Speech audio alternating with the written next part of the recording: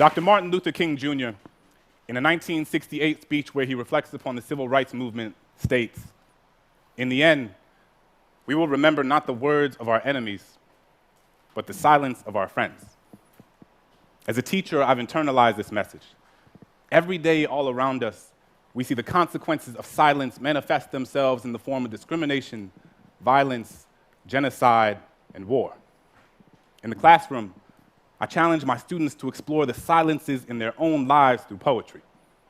We work together to fill those spaces, to recognize them, to name them, to understand that they don't have to be sources of shame. In an effort to create a culture within my classroom where students feel safe sharing the intimacies of their own silences, I have 4 core principles posted on the board that sits in the front of my class, which every student signs at the beginning of the year.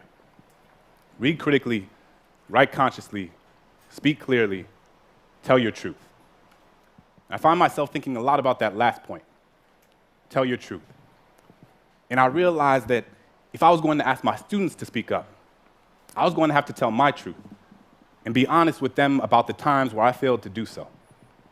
So I'd tell them that growing up, as a kid in a Catholic family in New Orleans, during Lent, I was always taught that the most meaningful thing one could do was to give something up, sacrifice something you typically indulge in to prove to God you understand His sanctity. I've given up soda, McDonald's, French fries, French kisses, and everything in between. But one year, I gave up speaking.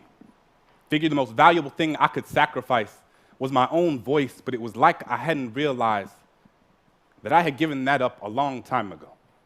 I had spent so much of my life telling people the things they wanted to hear instead of the things they needed to, told myself I wasn't meant to be anyone's conscience because I still had to figure out being my own, so sometimes I just wouldn't say anything, appeasing ignorance with my silence, unaware that validation doesn't need words to endorse its existence. When Christian was beat up for being gay, I put my hands in my pocket and walked with my head down as if I didn't even notice. Couldn't use my locker for weeks because the bolt on the lock reminded me of the one I had put on my lips when the homeless man on the corner looked at me with eyes up, merely searching for an affirmation that he was worth seeing. I was more concerned with touching the screen of my Apple than actually feeding him one. When the woman at the fundraising gala said, "I'm so proud of you. It must be so hard teaching those poor, unintelligent kids," I bit my lip because apparently we needed her money more than my students needed their dignity. We spend so much time listening to the things people are saying that we rarely pay attention to the things they don't.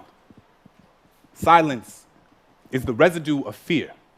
It is feeling your flaws gut-wrench guillotine your tongue. It is the air retreating from your chest because it doesn't feel safe in your lungs. Silence is Rwandan genocide. Silence is Katrina. It is what you hear when there aren't enough body bags left. It is the sound after the noose is already tied. It is charring. It is chains. It is privilege. It is pain. There is no time to pick your battles when your battles have already picked you. I will not let silence wrap itself around my indecision. I will tell Christian that he is a lion, a sanctuary of bravery and brilliance. I will ask that homeless man what his name is and how his day was, because sometimes all people want to be is human. I will tell that woman that my students can talk about transcendentalism like their last name was Thoreau, and just because you watch one episode of The Wire doesn't mean you know anything about my kids. So this year, instead of giving something up, I will live every day as if there were a microphone tucked under my tongue, a stage on the underside of my inhibition.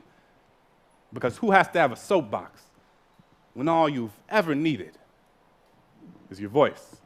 Thank you.